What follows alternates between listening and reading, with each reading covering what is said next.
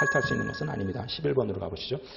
벤처법상 신기술창업 전문회사의 등록 취소에 관한 설명으로 옳지 않은 것은 신기술창업 전문회사에 대한 등록 취소권자는 중기부 장관이다. 예, 맞습니다. 2번. 전문회사가 거짓의 방법으로 등록한 경우에는 반드시 등록을 취소하여야 한다. 제가 어려운 문제 유형 중에 어의 차이라고 표현한 유형이 있어요. 아주 미세한 차이를 가지고 수정을 해버리면 우리가 찾아내기 굉장히 어려운 할 수 있다. 이 표현과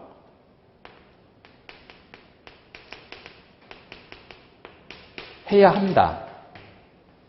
물론 분명히 의미가 180도 달라지는 것은 맞아요. 얘는 재량의 여지가 없고 반드시 라는 말을 붙여서 표현해야 될 정도로 꼭 해야 되는 건데 얘는 뭐 할 수도 있고 안 할 수도 있고. 두 번째 취소 사유로 등장한 거짓으로 등록한 경우에는 법에 뭐라고 됐냐면 다음에 해당이 되는 경우에는 취소할 수 있다라고 되어 있습니다. 그리고 단 제1호에 해당이 되는 경우에는 취소해야 한다라고 되어 있어요. 그러면 제1호가 뭐냐? 거짓 또는 부정한 방법으로 전문회사를 등록한 경우 이 사유예요. 만약에 이렇게 문제를 냈으면 되죠. 거짓으로 등록한 경우 중기부 장관은 등록을 취소할 수 있다라고 출제위원이 이런 식으로 바꿔치기해서 문제를 냈다면 틀린 지문이 되는 거죠. 아주 미세한 차이 가지고 문제를 만드는 경우도 있어요. 굉장히 의외로 어렵습니다. 굉장히 집중해서 내용을 보지 않으면 찾아내기가 참 어려운 의외로 난이도가 높은 유형이라고 보시면 돼요. 어쨌든 그 유형 가지고 11번 문제는 그 유형 가지고 뭐 바꿔치기 하진 않으셨고 3번 유한책임회사로 조직 변경을 한 경우 등록이 취소될 수 있다. 신기술 창업 전문회사는 창투사와 마찬가지로 반드시 주식회사의 형태를 취해야 된다. 그 기본 요건이죠. 그 요건을 충족시키지 못하면 취소 사유가 됩니다. 그러니까 기존 주식회사에서 유한책임회사로 조직을 변경했다. 반드시 주식회사의 형태를 띄어야 되는데 그 요건을 충족하지 못했죠. 그러니까 취소될 수가 있습니다. 4번 출자자나 투자자를 모집하는 행위를 한 경우 유사수신 행위 규제에 관한 법률을 위반하여 모집하는 행위를 한 경우 등록이 취소될 수 있다. 예, 맞습니다. 자, 그러면 5번이 옳지 않은 건데요. 무엇을 어떻게 바꿔치기 했는지 한번 봐보시죠. 신기술 창업 전문회사의 대표이사가 파산 선고를 받고 복권되지 않은 경우 등록을 취소해야 한다? 그렇지 않습니다. 이런 것이 어의 차이라고 제가 표현한 그런 유형인데 할 수 있는 겁니다. 이런 사유에 해당이 됐을 때는 취소할 수도 있고 하지 않을 수도 있어요. 그리고 실제로 법에는 단서가 이런 경우 여기에 해당이 됐을 경우에는 3개월 이내에 결격 사유를 갖고 있는 대표이사 또는 임원을 교체하면 된다라고 표현이 되어 있으니까 여기 지문은 할 수도 있고 안 할 수도 있는 건데 취소해야 한다라고 표현하셨기 때문에 5번이 틀린 지문이 됩니다. 12번. 사실 벤처법 같은 경우에는 이 12번 요 주제가 주식교환 등 특례 규정이라고 하는데 이거 말고도 양이 굉장히 많아요. 거의 제일 많을 거예요. 10개 법 중에서. 또 전환법에 가면은 대부분의 내용이 요 주식교환 등 특례 벤처법과 거의 유사합니다. 그 내용을 빼면 낼 게 없어요. 총 4문제가 출제돼야 되는데 이 말은 벤처법에서 총 6문제 중에서 굳이 주식교환 등 특례 규정 손대지 않아도 다른 데서 낼 때가 많아요. 그리고 이 주식교환 등 특례 규정은 전환법에서 어차피 내용이 비슷비슷하니까 벤처법이랑 그쪽에서 내도 돼요. 그리고 그동안은 그렇게 출제가 됐었어요. 거의 해마다 전환법에 가면은 총 4문제 중에 2문제가 이 주제에서 등장을 했었어요. 그리고 여태까지 벤처법에서는 이 주제가 한 번도 등장하지 않았는데 어쨌든 벤처법에 또 한 문제가 등장했네요. 그리고 전환법에서는 2문제. 총 주식교환 등 특례 규정 관련해 총 3문제가 출제된 편이고 이 12번 문제는 뭐 최고 난이도라고 보셔야 돼요. 사업의 내용을 묻는 문제. 이건 우리가 아예 버리기로 한 주제죠. 어렵기도 어렵지만 어휘 차이. 이거 함부로 버릴 수는 없어요. 학습하셔야 되는 겁니다. 세 번째는 복합 문제라고 저는 표현을 하는데 이게 왜 어렵냐면 이거는 뭐 거의 강의의 도움을 받지 않으면 혼자서 독학으로 준비하시면 거의 이런 문제는 커버가 불가능해요. 왜 그런지.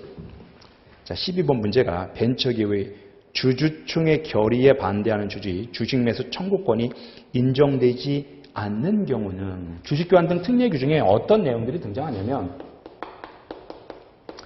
주식교환, 신주 발행, 주식교환,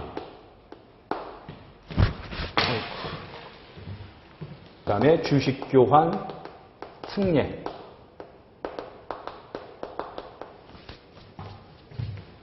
그 다음에 합병, 간이 합병, 소규모 합병,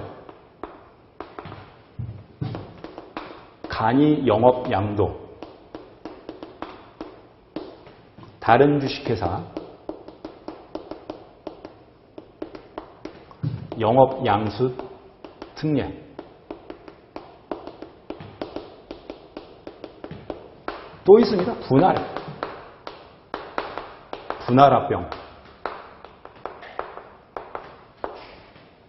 중요한 양도 양수.